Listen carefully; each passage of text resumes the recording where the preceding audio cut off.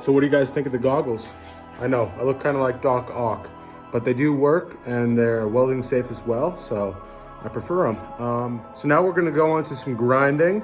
I'm not gonna film most of it because you guys don't wanna watch me grind away for an hour and a half, so let me go do some quick editing.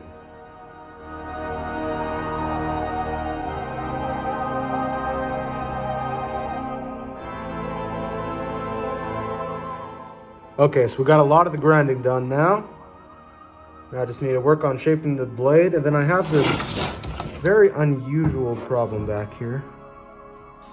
I don't know if you can see it very well. There we go. So it's half cut off because this was a lawnmower blade. So I need to put some weld in there to make it a solid surface so I can put a full tang handle on there.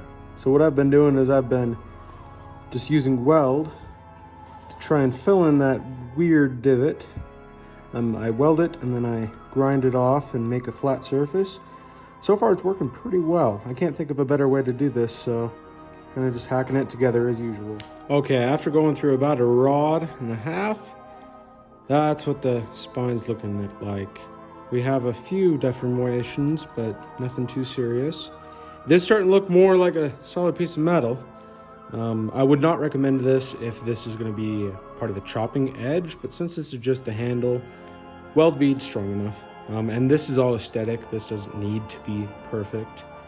And instead of filling those little gaps, I think I'm gonna do a decorative filing with little grooves in the back. So I think that looks kind of cool. I was going for like a squiggly line design, and that's what I got. So now I'm gonna do some final forging, and then I need to rough grind the blade because only half of it has an edge, and that's kind of a problem, you know?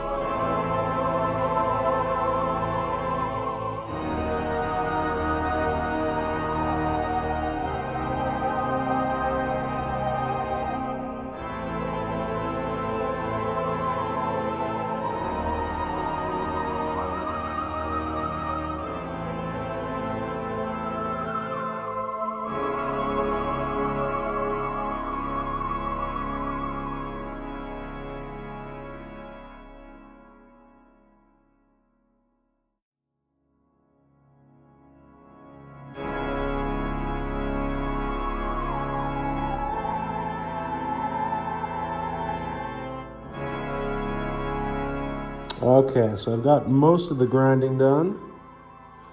Looks pretty good. I got a mirror finish almost on this edge. So now I need to work on the handle, and then we will have a fully functional hog splitter. Now let me just say, this is a scary weapon. This is probably the scariest to wield weapon I've ever made because it's just so heavy. Okay, so I actually put an edge on this thing. I want to see how well it chops.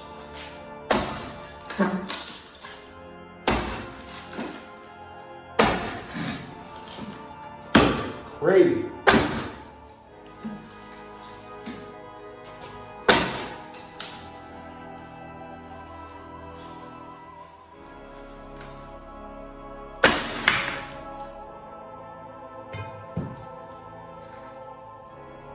That works pretty well. So I didn't like how that spine was looking, so I decided to actually try something I've never done before. If it will focus, I actually cut out a low groove and then I put a small amount of some exotic wood in there. I think that would be kind of a cool little addition to this handle. So now I'm gonna go get that ground down. Okay, so I just finished grinding the rough shape of this and ready for the reveal. Look at that. It's definitely one of the most complex handle designs I have ever done. There's two types of wood on here. There's zebra up at the left, and at the very tip of the right, I threw some cherry in there because I wanted a little bit of a different color. And then for the actual handle scales, I'm gonna be using this exotic Wenge. It's really a cool thing once it's done. Okay, I've got this thing clamping up with every clamp I own because I don't want to mess it up. Look at how that looks. Absolutely beautiful. So I actually did not drill holes for the pin because I actually want to get this solid and set. Then I'll drill the holes.